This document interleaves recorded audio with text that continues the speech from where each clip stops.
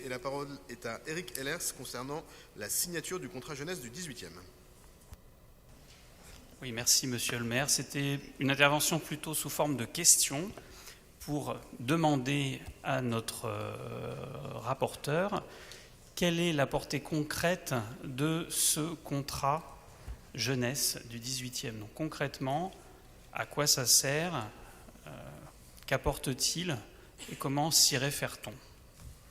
Merci beaucoup. Donc en l'absence de Sarah Proust, je vais vous donner quelques éléments de réponse sur ce contrat jeunesse d'arrondissement. D'abord pour rappeler que ce sont des contrats qui lient la ville de Paris et les mairies d'arrondissement et qui permettent de définir un certain nombre d'orientations stratégiques de la politique de jeunesse. Jeunesse, c'est-à-dire 14-25 ans.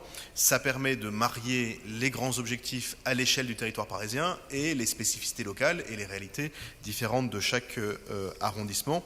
Et notamment, ça nous permet de travailler avec la ville de Paris sur des sujets comme l'insertion socio-professionnelle, l'accès au droit, l'accès au sport, la culture, bref, tout ce qui fait qu'on peut grandir dans de bonnes conditions dans le 18e. Mais évidemment, cette politique parisienne, elle a besoin de déclinaisons locales qui prennent en compte ces spécificités.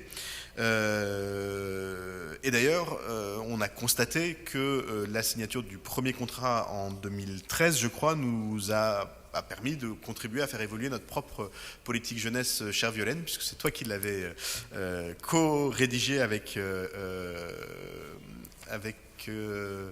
qui était l'adjoint ?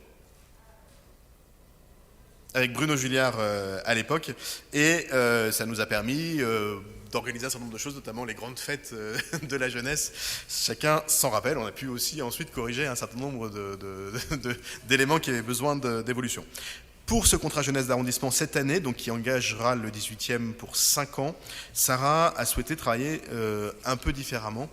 Et je voulais saluer l'immense mobilisation des référents jeunesse de territoire, des acteurs de jeunesse, qui nous ont permis d'avoir une pratique extrêmement... Et c'est pas facile de faire de la concertation avec la jeunesse, hein, c'est pas le public qu'on a le plus facilement à nos réunions. Et là, en allant dans les lieux, en faisant des réunions au Crous Port de Clignancourt, à l'espace Pajol, bref, dans beaucoup de lieux différents, on est arrivé à construire ce CJA avec beaucoup plus de jeunes, puisque 500 jeunes du 18e se sont exprimés. Et d'ailleurs, on a constaté que, quel que soit leur quartier, beaucoup de leurs préoccupations se rassemblaient. Et donc, ça nous a permis d'écrire un peu différemment ce contrat. Vous demandiez concrètement à quoi ça sert. Alors, le futur, on verra ce qu'il va donner comme résultat. Le précédent nous ont permis de lancer des choses qui ont marqué le 18e, je crois, et qui ont beaucoup contribué à faire en sorte d'aider un certain nombre de jeunes. Dans le désordre, les mesures de responsabilisation. On a été un des premiers arrondissements à travailler avec les collèges sur cette alternative à l'exclusion et donc à faire réduire de façon assez massive les exclusions dans nos collèges. C'est Daniel Meyer qui a été le premier à se lancer dans ces mesures de responsabilisation. On avait, je parle sous le contrôle de Violaine, mais construit aussi la première bourse au stage de 3e, avec cette problématique de beaucoup de jeunes de nos quartiers qui n'ont pas forcément de réseaux parentaux qui leur permettaient d'avoir accès à des stages intéressants, et donc on avait fait cette bourse au stage.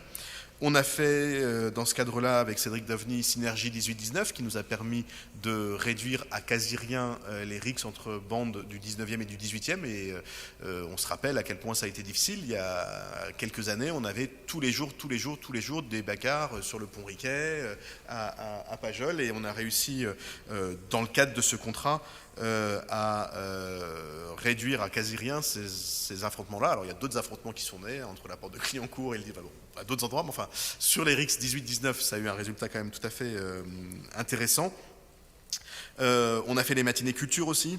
On a contribué à introduire l'action culturelle dans nos collèges. C'était un vrai sujet, la porosité entre le collège et l'extérieur. Et donc tout ça, c'est des actions qui étaient dans le contrat jeunesse d'arrondissement et qui ont donné, je crois, de bons résultats.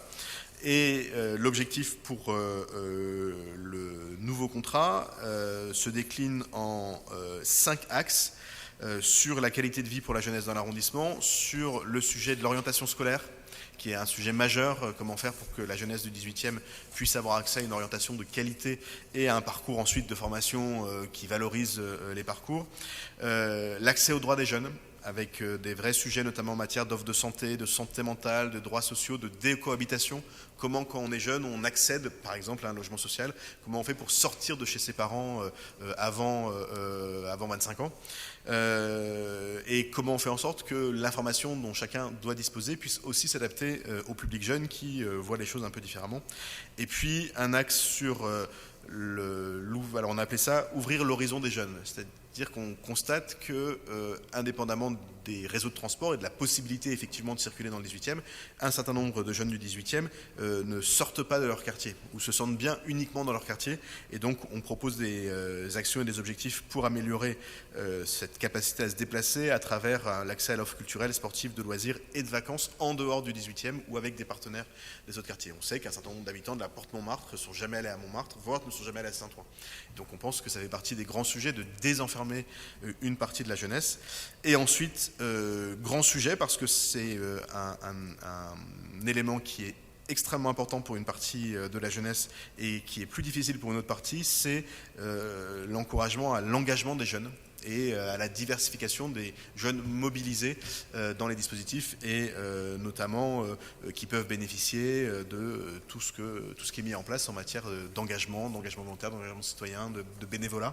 Et donc on voit qu'il y a une partie de la jeunesse qui cherche à s'engager et qui ne trouve pas forcément les outils pour le faire. Et on l'a beaucoup vu, on en parle souvent avec Fanny Bénard dans nos réunions de concertation, on a beaucoup de mal à faire venir les jeunes, d'ailleurs quel que soit pour le coup leur quartier, quel que soit leur milieu socio-culturel, dans nos réunions de concertation. Et on s'est retrouvé, par exemple, sur la rénovation du Square Léon, à devoir mener des politiques spécifiques pour aller chercher la parole des jeunes qui étaient absents de l'ensemble de la concertation sur la rénovation du Square, alors que ce Square elle aurait quand même très largement dédié.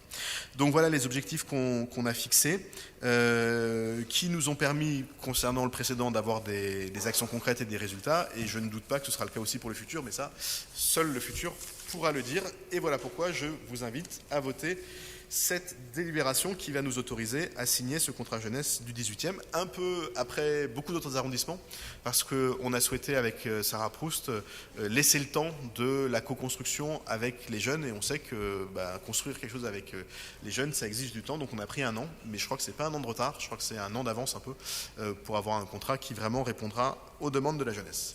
Voilà pourquoi je vais mettre aux voix la DJS 86, qui est pour, qui est contre, qui s'abstient. Il est adopté, je vous en remercie.